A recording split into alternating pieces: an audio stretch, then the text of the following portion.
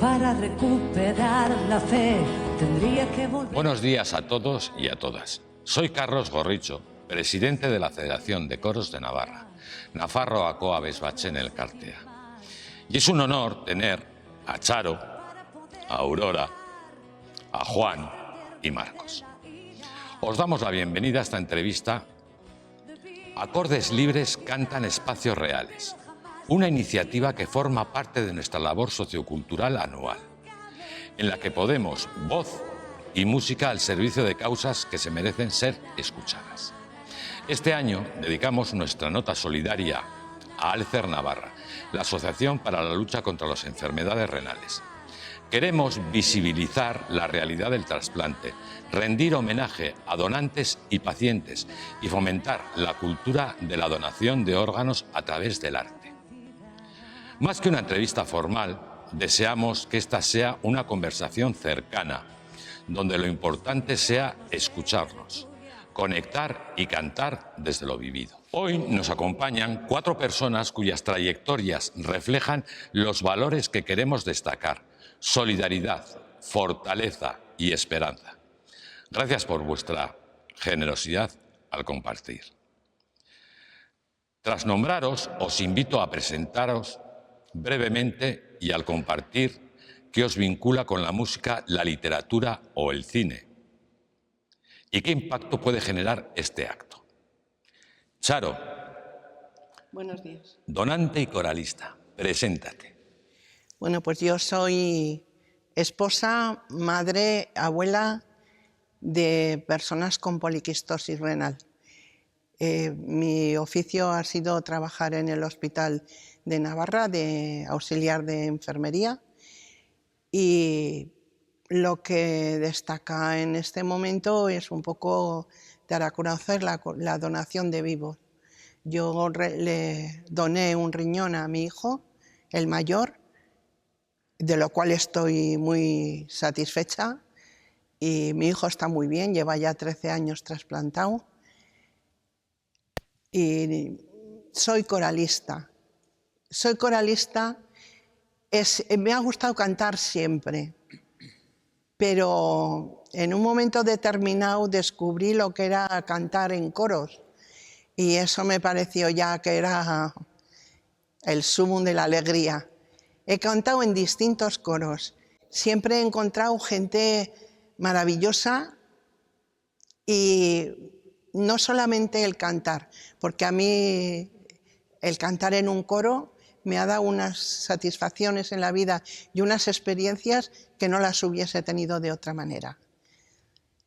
Esto es así, a grosso modo, lo que os podría decir y lo que a mí en estos momentos me satisface de todas las maneras. Tengo ya una edad en que pienso que un día se acabará también lo de cantar en coros, pero mientras aguante el cuerpo, ahí estaremos. Maravilloso. Aurora Beltrán, trasplantada, música y rockera. Sí, y yo me llamo Aurora Beltrán y bueno, de momento os digo que estoy muy orgullosa de estar aquí con Charo, porque las personas como Charo para mí son como heroínas. Me emociona y todo pensarlo, la generosidad de una persona que ha donado una parte de su cuerpo para que otra viva y esté en unas condiciones buenas de vida, ¿no? Pero aparte de eso, me siento muy pequeñita a tu lado porque yo solamente soy una persona que hace música. Sé que hay personas que se identifican con lo que hago.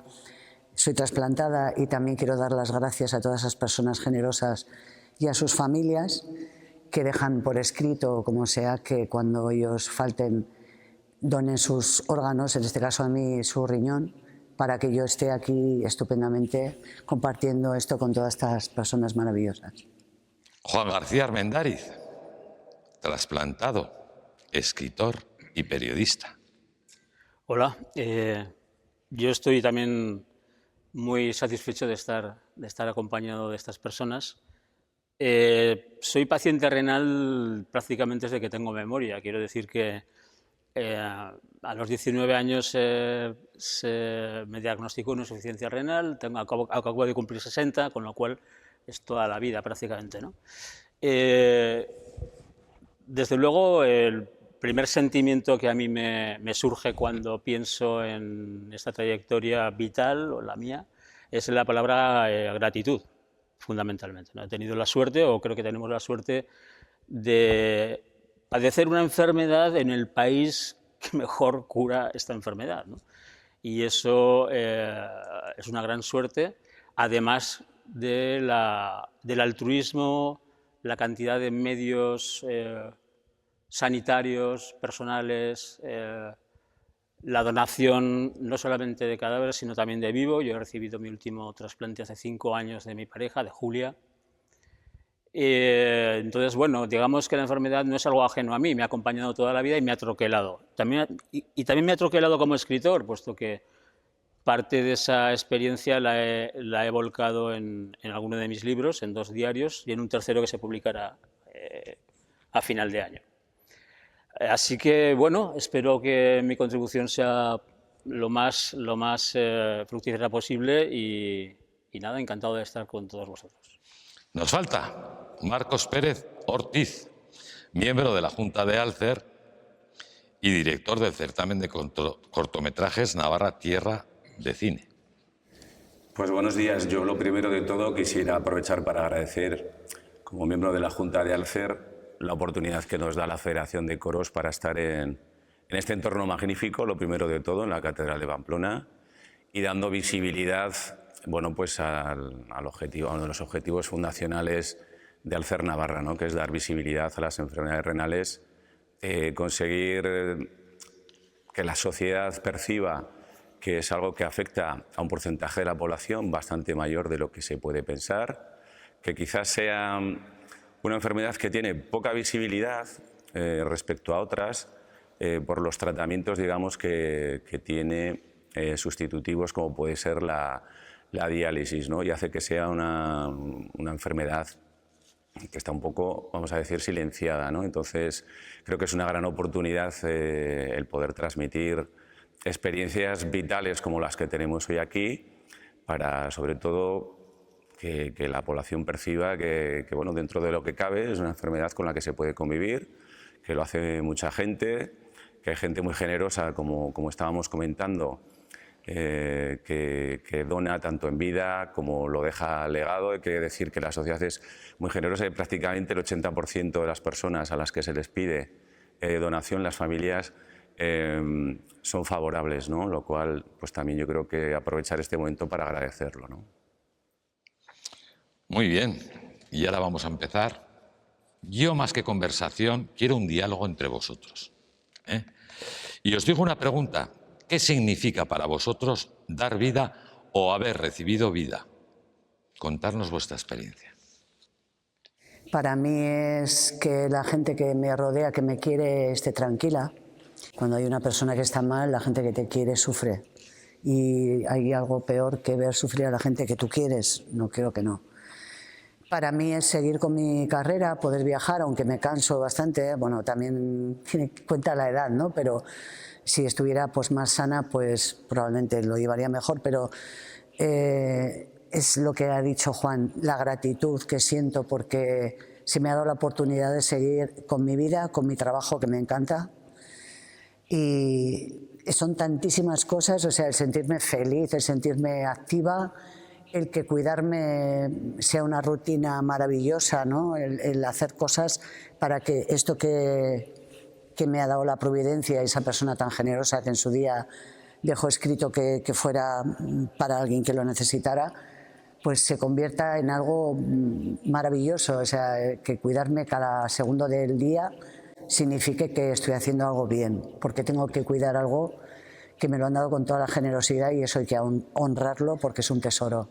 Entonces son tantísimas cosas que yo creo que toda mi vida agradeceré todo esto a él y a la familia que lo dejó.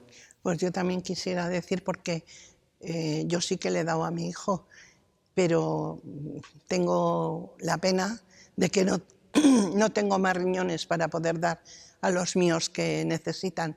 Pero mi marido lleva 33 años trasplantado de cadáver y tiene una calidad de vida muy buena, a pesar de que A veces se añaden otras patologías, pero son 33 años de regalo de vida. Por mi parte, algo ya he comentado anteriormente, pero en el caso de que, como es el mío, en que la enfermedad prácticamente comienza con tu adolescencia y no va a terminar nunca, eso hay que tenerlo en cuenta.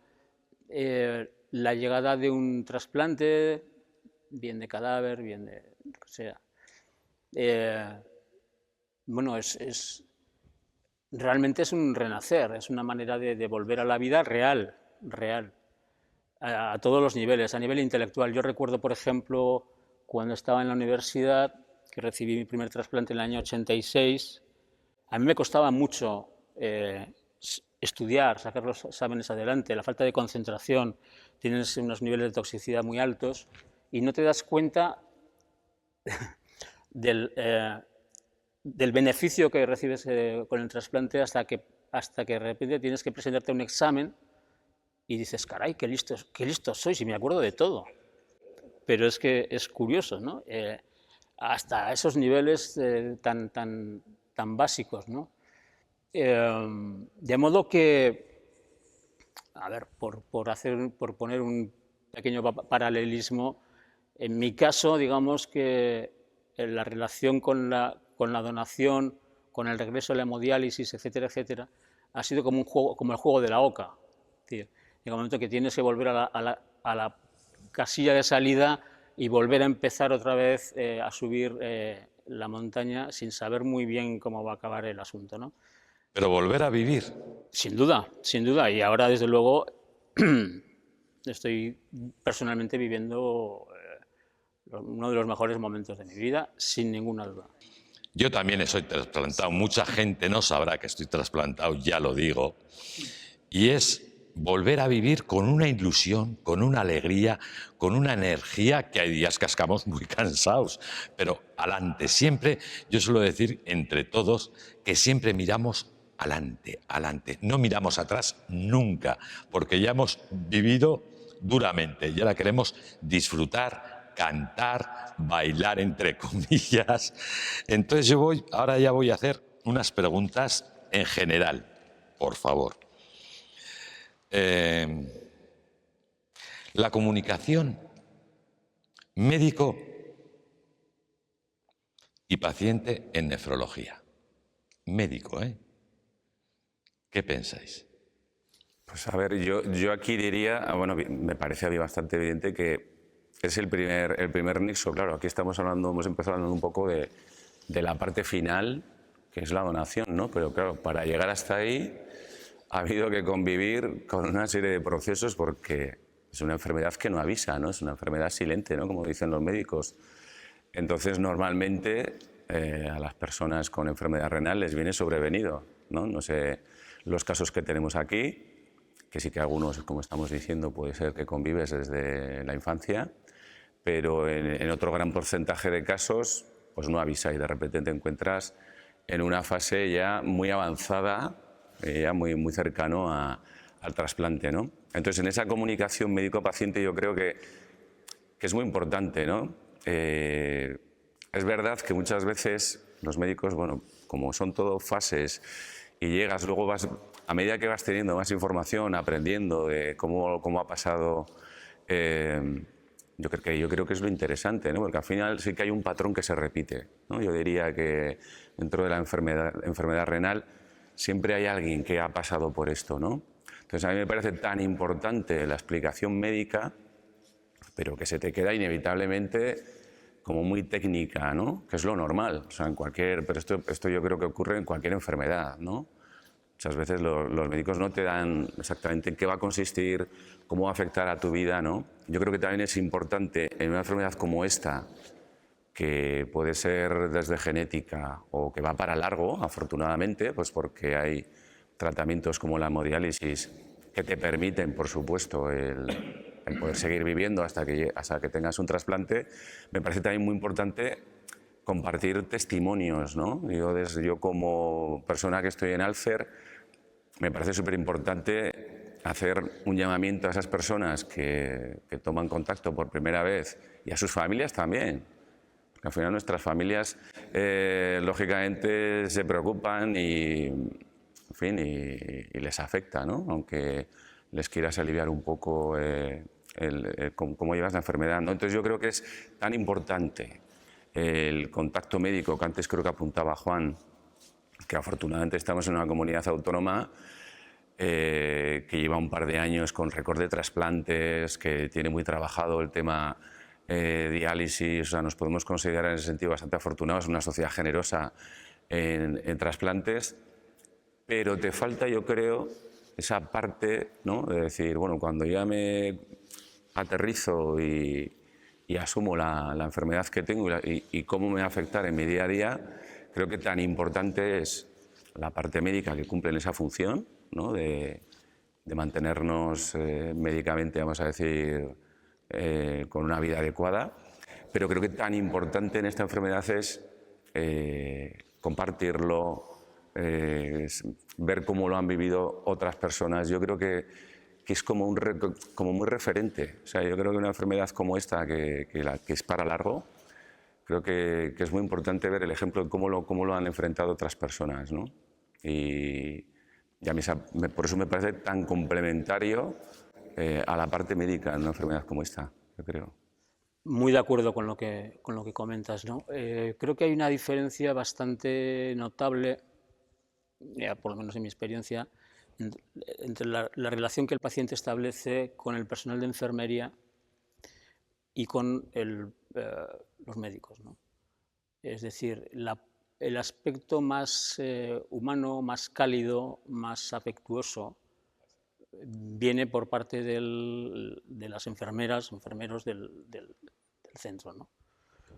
Cuya labor me parece admirable y es absolutamente vocacional. O sea, es tremendo. O sea, yo he conocido enfermeras con las que me iría al Himalaya y sé que no me pasaría nada. O sea, esa especie de sensación, ¿no?, de seguridad que te transmiten, ¿no? Hay un paso luego, quizá eso no en todos los centros, pero yo hablo de lo que me toca, de lo que yo he conocido, en donde el personal médico sí tiene una asignatura pendiente. En cuanto a la comunicación con el paciente, en cuanto a las explicaciones detalladas, incluso de actitud. Incluso de actitud, sí. No sé en otros centros, pero ya digo que lo que yo conozco, sí. Sinceramente, yo te quería contar. A mí, yo tenía a 2 hermanos míos dispuestos a donarme en vida, ¿no? Entonces yo les comentaba a los médicos, bueno, ¿cuándo vamos a hacernos las analíticas para la compatibilidad? Y iba perdiendo función renal y cada vez les preguntaba y tal y cual. Y hasta que no tuve un 2% de función renal, o sea, estaba envenenada, no me hicieron las analíticas. Entonces, claro, luego resulta que mis hermanos no eran compatibles conmigo. Y fue como ¡fum! Y de repente recuerdo una nefróloga con una sonrisa de oreja a oreja que me dijo, hemos descubierto, sonriendo, que no eres... Me dijo 2 cosas. Una, tus hermanos no son compatibles contigo, con esta sonrisa, y tienes que entrar inmediatamente en diálisis. Mientras a mí se me caían 2 lágrimas como 2 puños. Entonces, o sea, fue como sin anestesia, ¿no?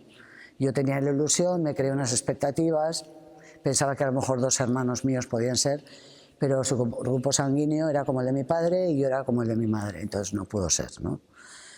Y recuerdo con mucho cariño, a una enfermera que me enseñó a hacerme la diálisis peritoneal, que me daba una caña impresionante porque estuve un mes con ella. Y bueno, yo al principio era como si me hablaran en marciano, o sea, no tenía ni idea de lo que me estaba diciendo ni cómo que... Me dio una caña y me dijo, ¿tú quieres vivir o morir? Literalmente. O sea, esto no era un decir. No, es una realidad. Total. Creo que esa pregunta la decían más de uno a nosotros. Sí, y le decía, vivir. Pues para vivir me tienes que hacer caso. Claro. Entonces, claro, me enseñó a montarme la máquina, a tener una higiene absoluta, que me entró un toque en mi casa que no tenéis ni idea, porque la gente pues se cree que es montar una máquina y son muchísimas cosas más, tener tu casa como si fuera prácticamente un quirófano. Y ella, cada vez que yo hacía un ademán de tocarme, me decía, no te toques nada, ahora mismo lávate las manos. O sea, estaba así. Y yo, claro, era como el sargento de hierro, ella, ¿no? Pero cuánto le agradeceré a esa persona con su dulzura agresivamente dulce, dulcemente agresiva, que me enseñara a saber lo que era hacer una historia así, mantenerme limpia para poder ser trasplantada por el estafilococo que podías contraer. Y yo le agradezco a ella que, no sé, Nieves, si me estarás viendo, pero no sabes cómo nunca vas a salir de mi vida, formas parte de ella, y te agradezco mil los gritos, los sustos que me pegaste, porque por eso estoy aquí ahora trasplantada correctamente. Me emociono muchísimo y sé que después de mí creo que ya te jubilaste, o sea que te mando un abrazo y un beso y mil gracias por todo. Está de vacaciones, está de vacaciones. También me gustaría completar un poco lo que comentas. Yo sé que los médicos en general, no solamente los nefrólogos, tienen que defenderse, ¿no? Tienen que mantener una cierta separación con lo que ven, porque la enfermedad los derrota todos los días. Entonces, eso no debe ser fácil. Pero entiendo que puede haber un justo medio, ¿no?, entre la distancia y el distanciamiento. Pero fíjate que en este último trasplante, aquí no se pudo hacer, nos remitieron al Clínic de Barcelona, y había un médico allí, Federico Oppenheimer, cuyo apellido asusta mucho, pero él era una absoluta maravilla y una eminencia, ¿no? Ya está jubilado. Y además él había donado un riñón a su hijo. Con lo cual estabas hablando realmente con alguien que conocía de primera mano, era un médico de ida y vuelta. Había estado en tu lugar y era nefrólogo, ¿no? Y fue una absoluta maravilla, ¿no? Es que, bueno, de todo hay, pero en general insisto un poco en ese aspecto quizá de la formación en la comunicación. Yo también insisto un poco en la humanidad que hay que poner en las consultas que se tiene con los médicos. La enfermedad que nosotros tenemos es muy diferente en unas personas que en otras, y no se puede tratar muchas veces como estadística, porque esto no corresponde a la función renal, porque esto no es esto, pero a mí me pasa. Yo le oigo a mi hija, que está en prediálisis ahora, estará a punto de entrar, no creo que tarde mucho por la función renal que tiene, y ella lo que dice es eso: a mí me pasan estas cosas, pues no serán de la función renal. Yo me hago ejercicio y tengo ganas de vomitar y no corresponde a la función renal, pero a mí me pasa. Escúchame a mí, en lo mío.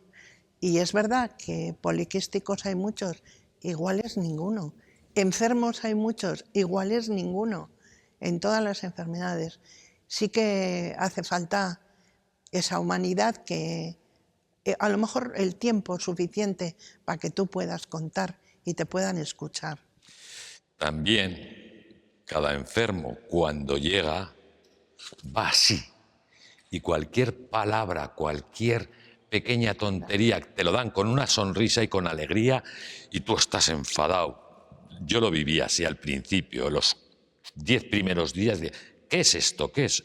Y te sonrían, te explicaban, y yo enfadado. ¿Y tenían la culpa ellas? No, la tenía yo. La tenía yo, entre comillas. Depende de la noticia que te den, porque te dicen, te ha tocado la lotería, bien, y tal. Pero no eres compatible con tu hermano, bien. Personalmente nos cuesta mucho entrar y empezar a vivir cada uno con su diálisis, y cada persona es un mundo diferente. Y unos empezarán, otros llegarán, otros, gracias a Dios, estamos muy bien, y alguien nos ha regalado la vida. Bueno, Carlos, yo precisamente por eso apuntaba antes, ¿no? Creo que la parte médica, como bien decía ahora Juan, suele ser como con bastante distancia. Y yo por eso decía que era una enfermedad que además es larga, que los procesos son lentos hasta que se desencadena, vamos a decir, pues lo inevitable. O sea, no es una enfermedad inmediata, vamos a decir.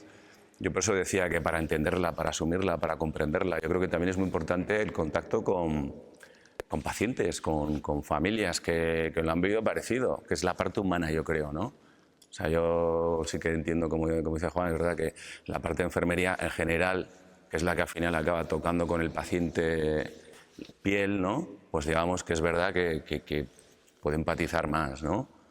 Pero yo creo que muchas veces no entendemos, no sabemos si es que nos están dando toda la información, si es que falta, si es que no la tienen, ¿verdad, Charo? O que realmente pues no toca, porque dices, bueno, no sabemos si es que para ellos un dato, porque si lo lee el médico de familia lo interpreta de una manera, si lo lee el nefrólogo lo interpreta de otra, ¿no? Por eso digo que es como que yo creo que hay que tener confianza en la parte médica, pero luego la parte humana, que yo creo que es un poco la que estamos comentando, yo por eso digo que creo que se puede complementar, o yo por lo menos animo, ¿no? El año pasado en Alcer, por ejemplo, hemos puesto una serie de quedadas, por decirlo de alguna manera, precisamente para trabajar esto, ¿no? Para que la gente digas, en un ambiente distendido, vamos a decir, si quieres, de vestido de tardeo, el poder precisamente contar esto, ¿no? Eso te iba a comentar yo, que a nosotros, por ejemplo, nosotros somos socios de Alcer desde el principio, y a nosotros nos ayuda mucho conocer a gente que a veces estás un poco en tu tristeza y al oír a otros sientes que puedes ayudarles y te sobrepones en una sensación que te hace más bien a ti que al que le estás hablando. Claro, porque sobre todo, fíjate, que alguien te explique. Todos sabemos sobre el papel lo que es la diálisis, que hay unos tubos, que hay un tal, pero si te lo explica alguien que realmente lo ha pasado, no tiene nada que ver. De los tipos de diálisis que hay, oye, ¿cómo funciona? O sea, ese es, digamos, el pánico que le entra al paciente, ¿no? Que de repente le dan esa noticia, ¿no? Sí, pero también, por otra parte, es el ver, bueno, esta persona está como yo, pendiente de una máquina, no sé qué, pero tiene una vida. Y cómo la disfruta, y cómo, a ver, yo qué sé, yo por ejemplo digo, pues no te puedes, con nuestra enfermedad no te puedes tirar a una piscina del trampolín, pero te puedes meter en la piscina y gozar del agua.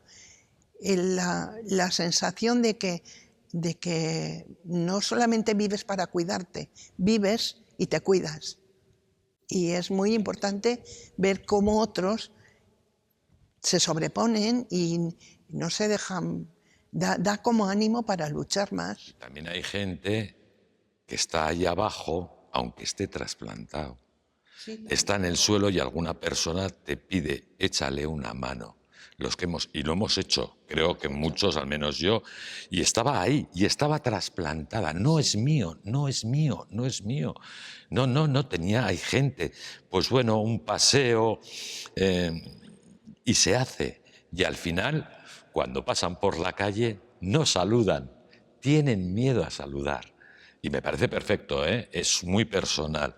Yo ahí es lo que es unir, siempre cuesta mucho unir. Y sobre todo una cosa, que mucha gente diga dónde está. Hay mucha gente que no cuenta que está trasplantado, que está en diálisis. Es que lunes, miércoles y viernes es oscuro. Hay que decirlo, por eso quiero yo, y así hablé con la Junta de la Federación, hacer esta entrevista con vosotros para que sea abierto, que la gente pueda decir, oye, puedo llegar a estar otra vez. ¿Estás? Oye, pues cuando quieras nos tomamos... bueno, un café no, porque no puedes. Hay mucha gente que dice que no, que está oculto. Y eso me da mucha rabia, me da mucha tristeza. A mí también, porque es como si nosotros hemos llegado aquí y no hemos hecho nada malo. Yo precisamente decía, con lo que yo me cuido y tal, jamás voy a tener una movida con un riñón. Pues toma, por hablar. Sí. ¿Entiendes? O sea, si tú estás...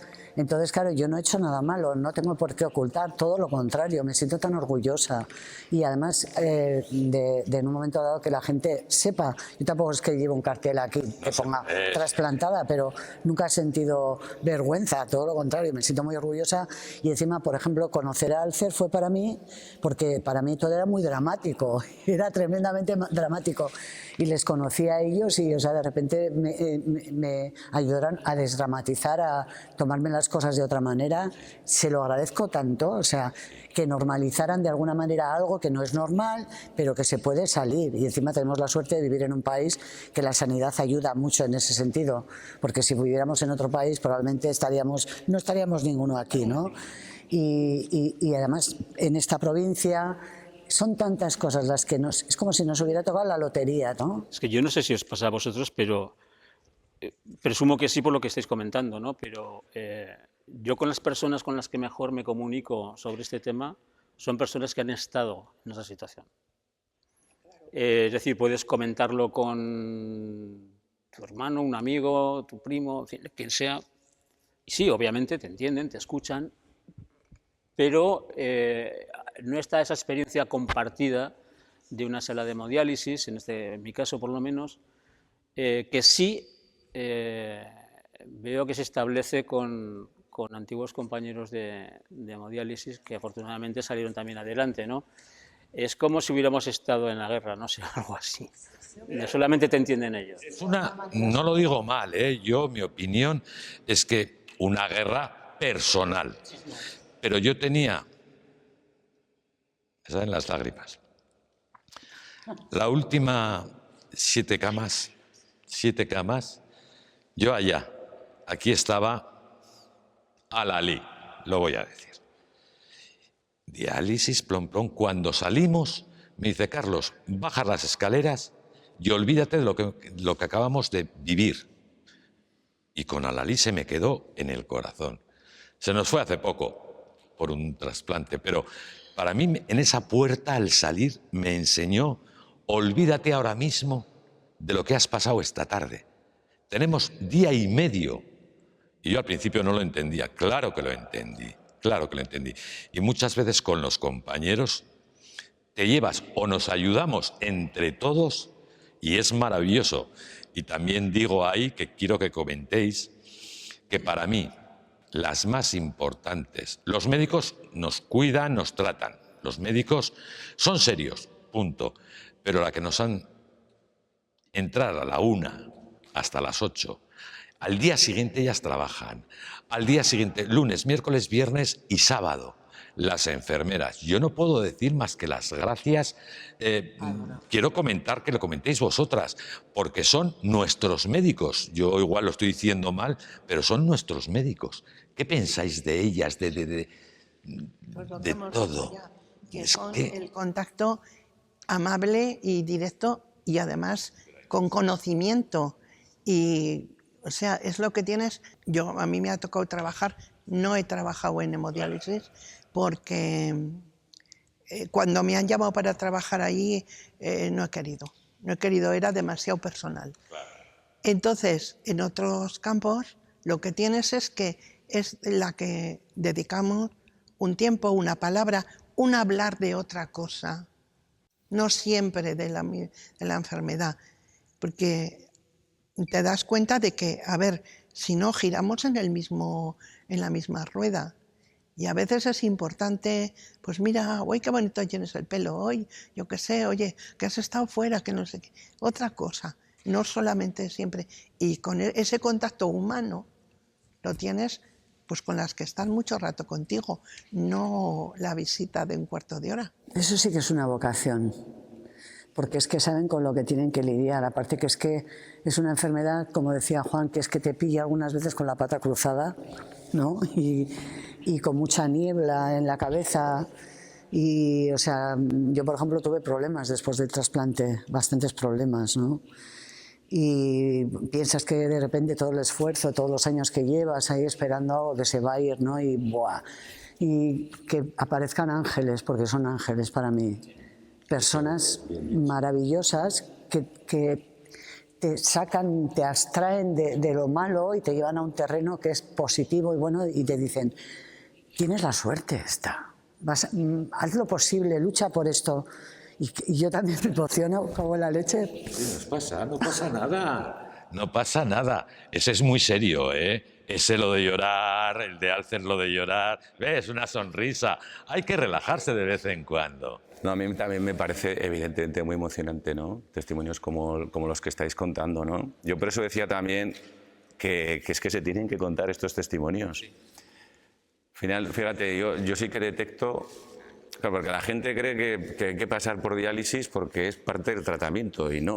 O sea, esto hay que dejar muy claro que se hace diálisis porque no hay trasplante para todos. Es que muchas veces, cuando no hablas de una enfermedad, das por hecho cosas y la gente considera que dices, no, pasas por diálisis porque es tratamiento, y dices, no, es un tratamiento sustitutivo porque no hay otra, porque tus riñones no filtran y hay que filtrar y hay que limpiar la sangre, pero que si hubiera trasplante para todos y en un mundo ideal no habría diálisis, no habría que pasar por vamos a decir, ese tratamiento tan complicado, que tiene también, pues eso, que te hay que cuidar tanto, como decía antes Aurora, ¿no? Si lo haces domiciliario, la sepsis, hospitalario, en fin, estás como encadenado durante mucho tiempo, ¿no? De gente incluso que es de por vida, porque por motivo X o deciden no trasplantarse o no encuentran, no son aptos, etcétera, ¿no? Por eso también me parece muy importante, y entonces yo creo que hay gente que una vez que ha pasado toda la diálisis consigue el trasplante y parece como que ya está el final y quiero olvidar, ¿no? Y no lo visibilizo, cosa que me parece muy respetable, pero por eso también me parece muy valiente, es decir, jolín, que le puede venir muy bien a mucha gente que lo hablemos, ¿no? Que digas, ¿por qué? Porque es que ese es la meta, el referente que tiene mucha gente que está en ese proceso y que realmente dices, tienes la esperanza de decir, jolín, que yo voy a llegar a esto y si toda esta gente lo ha pasado y cuando me toque a mí, vamos, te ves como mucho más fortalecido, ¿no? O sea, yo creo que como que en la sala de hemodiálisis todo, bueno, como en cualquier zona de hospital, todo se amplifica mucho. Es decir, que, no sé, un gesto de compasión en un momento determinado, de agarrar la mano, y al contrario, es decir, un aspaviento, me cago en la mar, porque pasamos por etapas y por procesos, ¿no?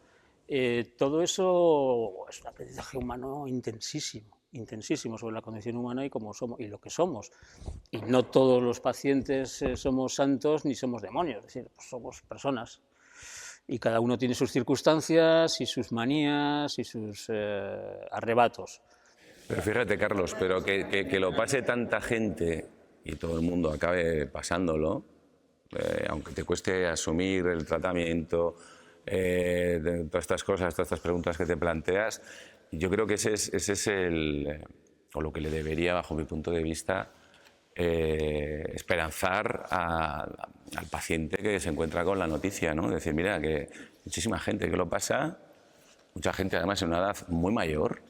Sí. Esto es algo que también me gustaría decir, parece que es una referencia a decir, jolín, por lo que decíamos antes, que en muchos casos, bueno, pues mira, convivimos desde la infancia y en otros les viene sobrevenido en un momento dado, pero que suele ser, por lo que decíamos antes, que no avisa, esto no avisa, cuando ya eres bastante mayor. Entonces, para mí tiene todavía más valor el decir, jolín, gente mayor que pasa diálisis, ¿cómo no vas a enfrentarlo si te toca, no? Pero la verdad es que cuando te viene, a nosotros, por ejemplo, nos dio un mazazo que nos hundió la vida. Y tuvimos que aprender a vivir con ello y a vivir bien, lo mejor posible, y a vivir con ello. Y luego a asumir que tenían nuestros hijos la enfermedad. Pero todo hay que aprender, todo es un camino. Yo ahora, por ejemplo, que es lo que decías tú, un médico que ha estado en tu lugar te comprende mejor y de todo. Yo ahora a veces, con personas cercanas a mí, digo que mi hija está para entrar en diálisis y me dice, pues que le hagan la diálisis y ya está. Hay gente y yo conocí a una chica estando en la asociación que ya le habían dado una vez y que a ver por qué tenía que ir más. A mí ya me han dado la diálisis, ya está. Pero es que incluso después de trasplante hay gente que piensa, ya te han trasplantado, ya está. Y ya está. Hay que saber que la diálisis y el trasplante es un tratamiento. Por eso yo, que tengo hijos, tengo mi hija, un hijo trasplantado, mi hija en prediálisis y otra que ya está probablemente candidata al tolvartán, están diciendo, porque sus riñones están creciendo mucho, bueno, y nietas. Y mi esperanza está en la medicina génica, que hay un estudio en el CIMA específico para la poliquistosis, que cualquiera que quiera se puede llamar e informarse. Mira, a mí me gustaría, ya que has sacado ese tema, Charo, ¿no?, con el tema de la investigación, ¿no?, de la ciencia. Al final es súper importante, ¿no?, ese estudio del CIMA, que es maravilloso, y me gustaría también transmitir a la gente, ¿no?, que es un poco lo que queremos conectar, que la enfermedad renal se ha investigado internacionalmente muy poco, porque es un órgano, el riñón, muy complejo, porque para el tema farmacológico filtra tanto que es muy complicado la eficacia a través de la química, ¿no? Y no ha sido un órgano, vamos a decir, que a los investigadores les resultara que pudiera tener resultado, etcétera, ¿no? Entonces ha estado un poco dejado hasta la actualidad, que es un poco el rayo de esperanza que a mí me gustaría también decir, ¿no?, y recalcar la importancia de la investigación, como este estudio que tenemos aquí en Navarra, en el CIMA, ¿no?, que además el Gobierno de Navarra lo ha apoyado como estratégico, ¿no? Ya veremos, bueno, pues cuando tendrá resultados, ¿no? Y que tiene que ver con la terapia génica, precisamente, porque algunas de las enfermedades renales son genéticas, como el caso de la familia de Charo o los otros, ¿no? Es un rayo de esperanza muy importante que se abre, no para toda la enfermedad renal, pero para algunas, ¿no? Entonces, a mí sí que me gustaría hacer un llamamiento para decir, bueno, que apoyando la investigación siempre en cualquier enfermedad, pero en el tema renal es clave, ¿no?, sobre todo para estas, para las que tenemos un componente genético y que afortunadamente está habiendo avances también, y incluso alguna enfermedad como la poliquistosis, hoy en día ya en el sistema público en Navarra se trata para extraer del óvulo el cromosoma, lo tiene identificado. Esto es como un poco ciencia ficción, pero hoy en día ya funciona así, con lo cual, sí, en la enfermedad poliquística hoy en día se puede hacer. Tenemos ejemplos, hemos llevado alguna charla, gente joven que ya lo han hecho, y acabas con la enfermedad, con una enfermedad genética. O sea, no solo tu descendiente, tu hijo o tu hija no lo tienen, sino que sus descendientes tampoco, ¿no?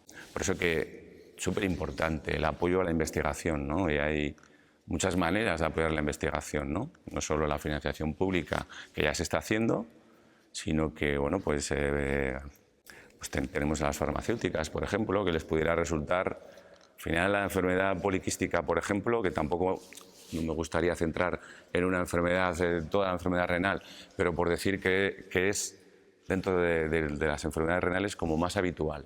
Es una de las habituales, ¿no? Y al tener esa posibilidad de poder erradicarla a futuro, pues hombre, dices, me parece que es una línea que habría que trabajar, ¿no? En otras no se puede, porque te viene sobrevenido y ya está. En mi caso además era autoinmune, cada vez se iba haciendo más fuerte. Y claro, yo ya sabía que íbamos a terminar ahí. De hecho, es curioso cómo nos adaptamos a las cosas. Yo, por lo menos, cuando me decían diálisis, bueno, me echaba a temblar. Trasplante, decía, madre mía. Pero curiosamente, cuando de repente te llegan las cosas por las consecuencias, ¿no?, de lo que tienes, en mi caso es que me he adaptado muy bien, y yo creo que también es precisamente por la ayuda que he recibido en el aspecto de gente a mi lado, como gente de Alcer, que me ha ayudado a ver, porque yo cuando me diagnosticaron, o sea, se me cayó el mundo encima, claro, por el tipo de profesión que tengo yo, que es de viajar, que es, o sea, decía, ¡buah! O sea, ahora... Y claro, hubo un periodo largo que tuve que parar, hacer un paréntesis, ¿no?, y dedicarme a lo que tenía que dedicarme, que era a mi cuerpo y a cuidarme yo, ¿no? Que curiosamente mucha gente me preguntaba, pues ahora que has tenido tanto tiempo habrás escrito un montón, ¿no? Y yo les decía, ni una coma, nada. Era absolutamente, o sea, mi atención era para hacer lo que tenía que hacer, que era estar pendiente de lo que se me iba la vida, porque es que no es un decir, es que es la realidad, ¿no? Ayer, hablando con ella, se me ocurrió Y le digo, hombre, la hiciste, se grabó, ¿y por qué no quieres un coro? ¿Qué, Carlos? Dije yo, vamos. Y me dice, ¿qué, Carlos? Le digo, pues en unos meses, para el año que viene, con tranquilidad, un coro con ella, la arreglamos, la ponemos, maravilloso. Iba a ser como un regalo al final de la conferencia, pero... Me encantaría que la escucharais, la canción. O sea, la podéis encontrar en YouTube. Además la grabé en 2 idiomas porque se hizo para el Día Internacional del Riñón en la asociación. Y entonces, tú imagínate que eres corista, que tú cantas, hacer un coro en esa canción. En ese coro no va a cantar ella. No le voy a dar permiso. Que sí. No, lo hablamos ayer y tú sabéis y me conocéis un poco. Si yo me comprometo, me comprometo. Te dije, el arreglo, ¿quién lo puede hacer? Esto, lo otro, y nos costará. Con este equipo lo grabarán maravillosamente. Sí, está hecho, ¿eh? Fue conversación que tuvimos ayer. Me hace muchísima ilusión, porque hay algo más bonito que juntar voces.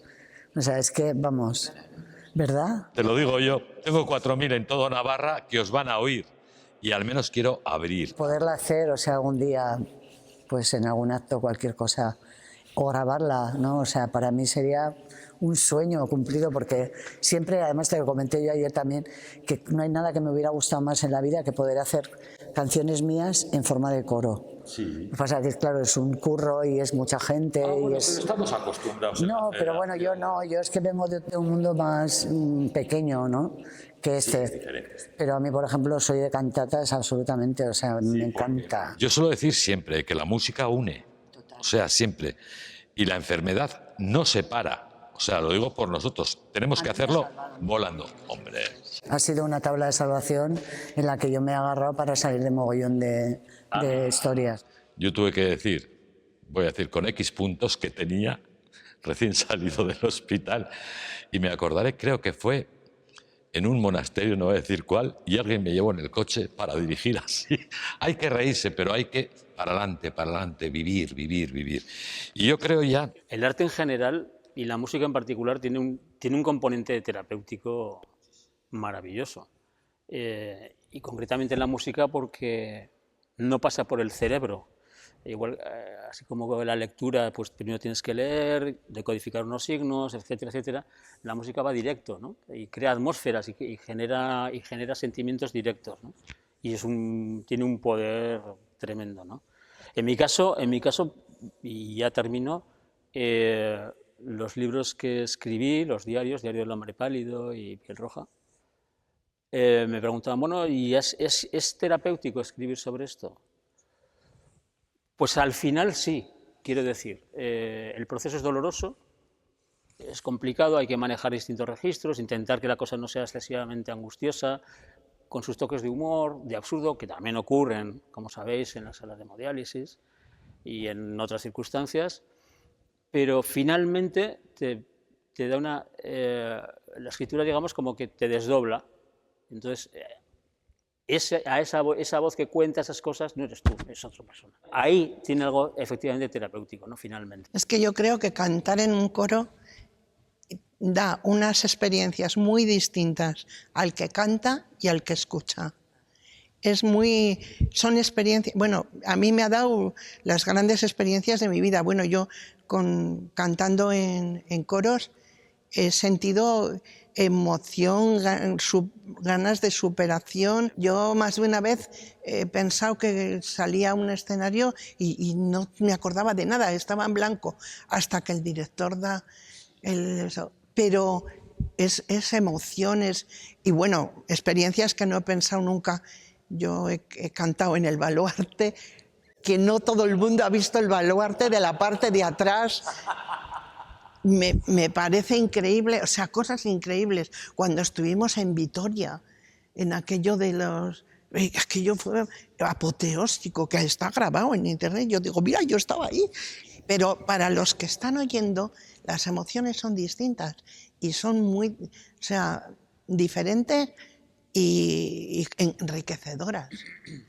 Yo creo que habría que ir cerrando un poquito. Y yo me gustaría que dieseis una frase o 3 frases breves para que lleguen al público? Yo personalmente voy a decir una que precisamente es de esta canción que se llama Invicta, que es debilitada quizás, pero jamás vencida. Yo voy a tirar del manual de literatura. Hay un texto de José Jiménez de Lozano que dice una frase que a mí me llama mucho la atención. Dice, en la enfermedad se conocen tierras desconocidas.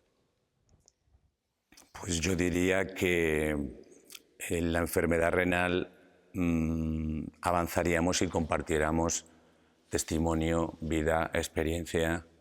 Eso es lo que yo creo que podemos aportarle al paciente actual, al futuro paciente de enfermedad renal, ¿no?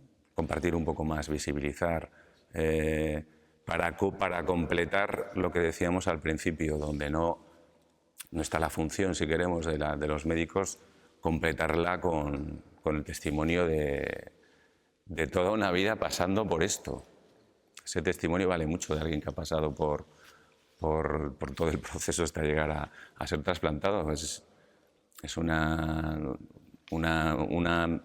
vamos a decir, herida vital, ¿no?